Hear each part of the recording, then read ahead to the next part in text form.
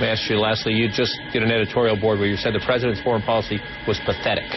In the past, you've used the term appeasement. This came up at the president's news conference last week, and he said to those critics, including you, he said, why don't you ask Osama bin Laden if he thinks that's... Answer that. That's a pathetic answer, in my opinion. I mean, Osama bin Laden was a continuation of President Bush's policy. It had nothing to do with a contingency or a problem that came up on his watch. He simply followed through, which we've been trying to do for 10 years. Deserves no credit for that?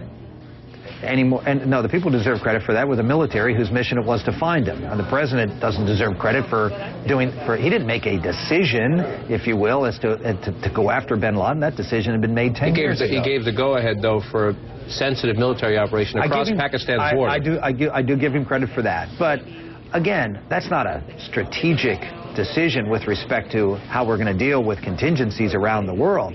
In fact, he has bungled every single contingency, whether it was Iran and his lack of support for the Green Revolution that emboldened the Iranians to continue to do things like plan an attack on the American soil, which, by the way, the president hasn't responded to at all. Whether it's his bungling of Egypt, now we have the Muslim Brotherhood and radical Salafi Islamists who are going to be controlling a country that was a friendly country and was a partner in peace to Israel, who will no longer be. He has bungled Syria, which is a client state of Iran. He went out and embraced them, opened up an ambassadorship, and now called Assad a reformer. And Assad has done nothing but brutalizes people even more as a result.